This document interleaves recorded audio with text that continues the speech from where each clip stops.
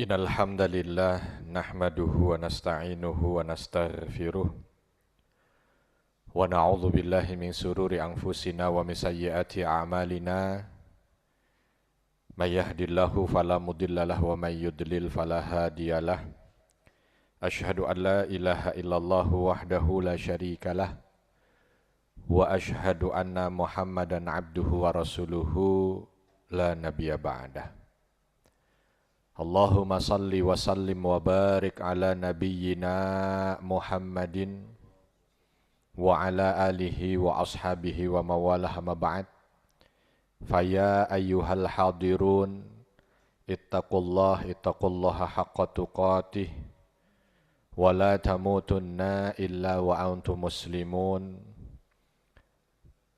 Qala Allah Ta'ala fi kitabihil karim a'udzu billahi minasyaitonir rajim bismillahirrahmanirrahim wa qala rabbukum ud'uni astajib lakum innal ladzina yastakbiruna an ibadati sayadkhuluna jahannama dakhirin. Hadirin sidang salat Jumat yang dimuliakan Allah, mari kita sama-sama bersyukur, memuliakan Allah atas segala nikmat yang sudah Allah Subhanahu wa taala berikan pada kita sampai dengan detik ini. Wabil khusus nikmat iman dan Islam, karena pada hakikatnya nikmat paling hakiki bagi seorang hamba adalah ketika dia diberikan kesempatan untuk mendekat kepada Rabb-Nya. Salawat dan salam semoga senantiasa tercurah kepada junjungan kita baginda Nabi Muhammad sallallahu alaihi wasallam. Suri tauladan, uswatun hasanah yang senantiasa kita berusaha untuk mengikutinya, dan semoga dengan segala upaya kita termasuk bahagian umatnya yang akan mendapatkan syafaat baginda Nabi Muhammad sallallahu alaihi wasallam. Jamaah Jumat yang dimuliakan Allah,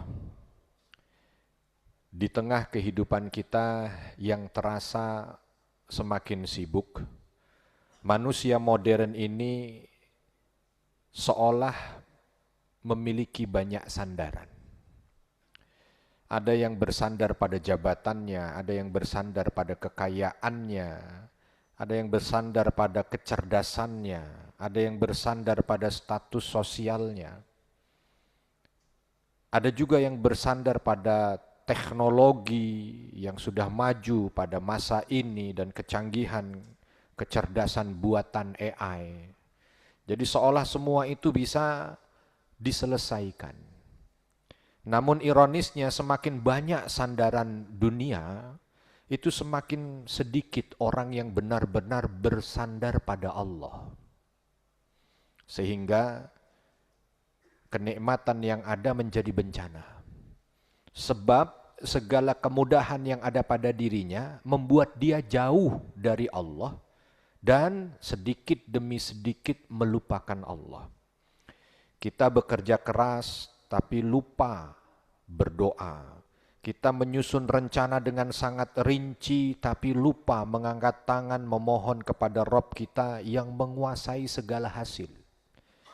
Padahal orang bertakwa itu bukan hanya orang yang rajin sholat, bukan hanya sekedar orang yang rajin puasa, rajin zakat, bukan. Tapi orang bertakwa itu adalah orang yang memiliki hubungan baik kepada Rabb-Nya.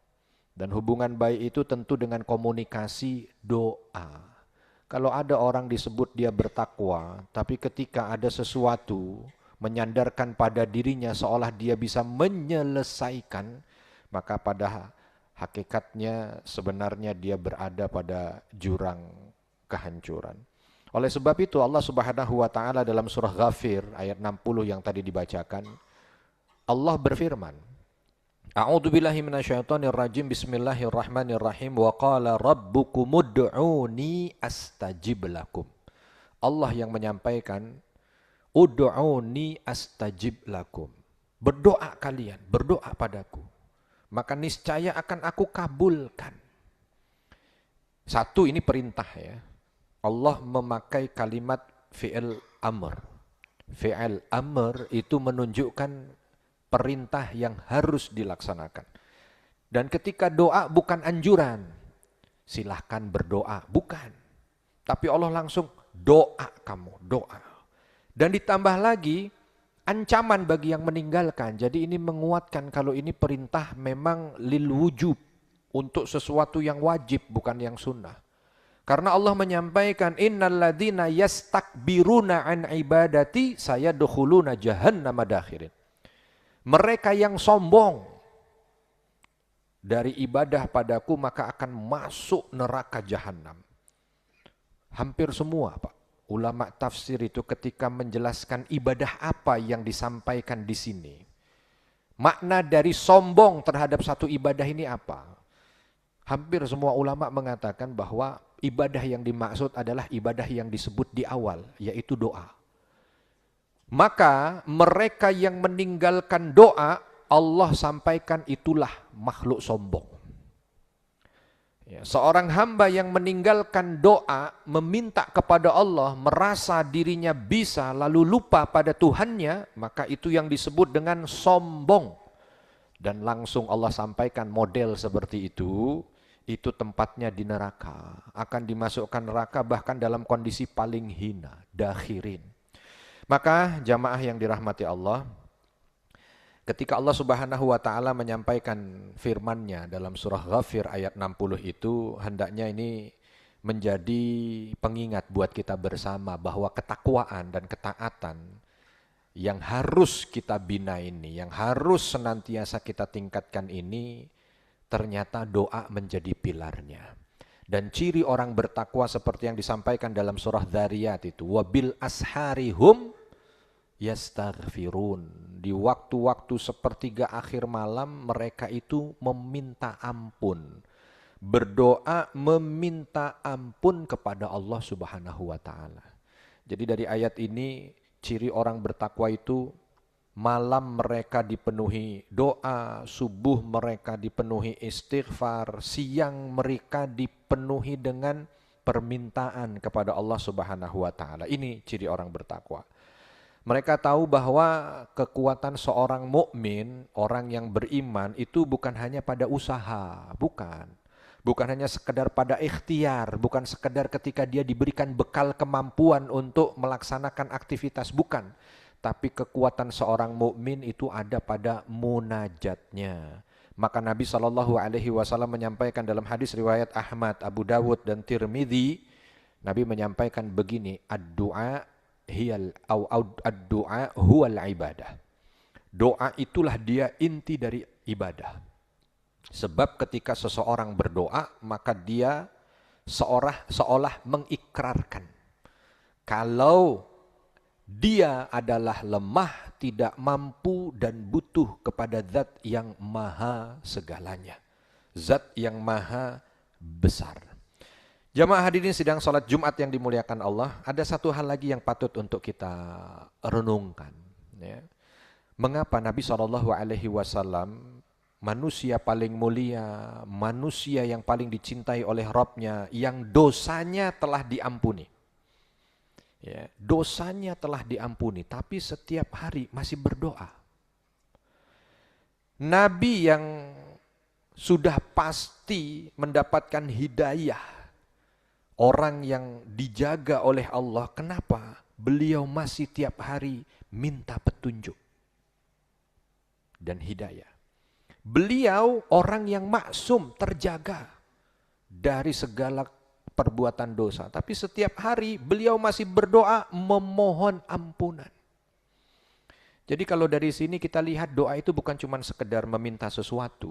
Tapi memang doa itu adalah bukti bahwa orang dikatakan beriman itu ketika hati tetap bergantung pada Allah. Bergantung pada Allah. Sedetik dia lupakan Allah, maka detik itu dia keluar, ya, dari keimanan kepada Allah. Maka Ibn Athaillah As-Sakandari pernah menyampaikan begini, man atlaqa lisanaka au mata atlaqa lisanaka bittalab fa'lam annahu yuridu ayyu'tiyak. Ketika satu kesempatan Allah gerakkan lisanmu untuk berdoa, maka sadarlah pada detik itu Allah sedang menginginkan kebaikan darimu. Maka hadirin sidang sholat Jumat yang dimuliakan Allah, kalimat ini sungguh menenangkan. Yang pertama, jadi ketika kita itu tergerak lisan berdoa, itulah dia tanda kita beriman. Yang kedua, bukan tidak ada dalam hidup itu masalah, nggak ada. Pasti masalah itu hadir sebab ujian itu sunatullah.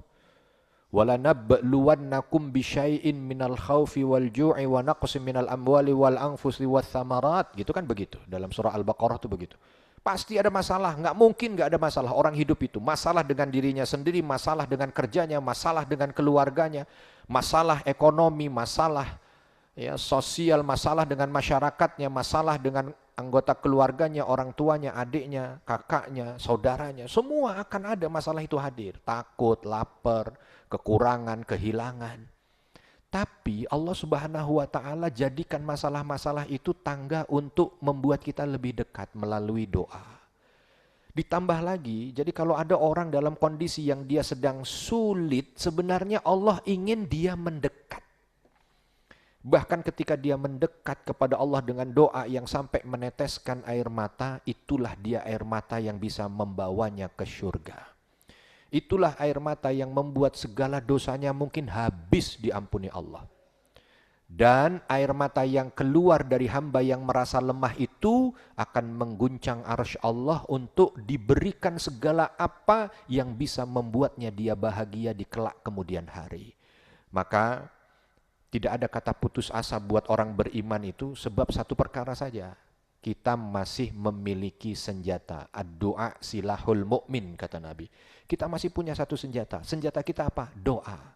Orang boleh bilang itu mustahil buat kita. Orang boleh bilang kamu nggak mampu. Orang boleh bilang oh begini kamu sulit. Tetapi ketika doa kita ucapkan segala kemudahan akan Allah datangkan. Yang bikin orang bisa itu bukan karena dia bisa. Yang bikin dia bisa karena Allah tolong dia. Begitu juga kalau semisal dia secara teori memang bisa mengerjakan, tapi kalau itu diawali dengan doa, apa yang bisa dia kerjakan itu tidak menghasilkan kesombongan. Maka doa pilar takwa. Jangan kita menjauh dari Allah dengan menjauh dari doa. Jangan kita merasa bisa bersandar dengan jabatan kita, bisa bersandar dengan uang yang kita punya, bisa bersandar dengan kecerdasan kita. Apalagi kalau kita tidak ada sandaran. Jangan juga putus asa, sebab sandaran yang paling besar adalah Allah Subhanahu wa taala, zat penguasa alam semesta yang menciptakan seluruh alam jagat raya. Barakallahu li wa lakum fil Qur'anil azim wa nafa'ni wa iyyakum bima fihi minal ayati wa dzikril hakim. Aqulu qawli hadza wa astaghfirullah li wa lakum fastaghfiruh innahu huwal ghafurur rahim. Astaghfirullahaladzim.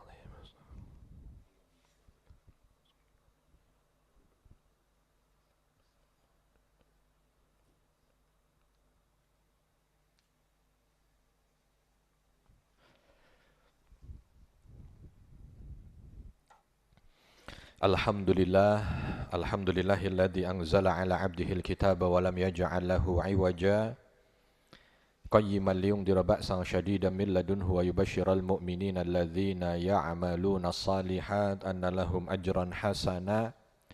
Asyhadu an la ilaha illallah wahdahu la syarika lah wa asyhadu anna Muhammadan 'abduhu wa rasuluhu la nabiyya ba'dah.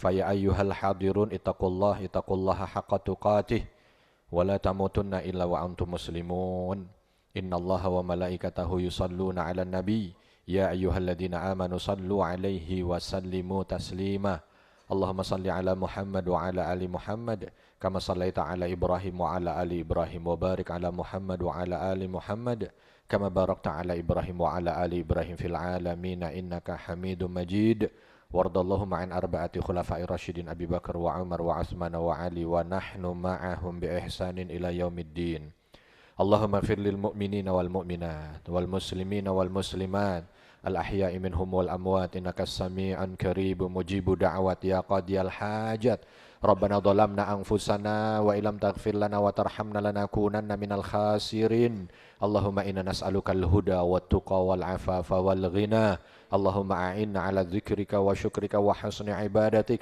اللهم انصر إخواننا المستضعفين في كل مكان اللهم انصر إخواننا المستضعفين في كل الزمان اللهم انصر إخواننا المستضعفين المظلومين في فلسطين يا أرحم الراحمين ارحمهم اللهم إنا نسألك حسن الخاتمة ربنا اغفر لنا ولوالدينا وارحمهم كما ربونا صغارا ربنا آتنا في الدنيا حسنة وفي الآخرة حسنة وقنا عذاب النار وصلى الله وسلم على نبينا محمد والحمد لله رب العالمين عباد الله إن الله يأمر بالعدل والإحسان وإيتاء ذي القربى وينهى عن الفحشاء والمنكر والبغي يعظكم لعلكم تذكرون واشكروه على نعمه يزيدكم ولذكر الله أكبر أقم الصلاة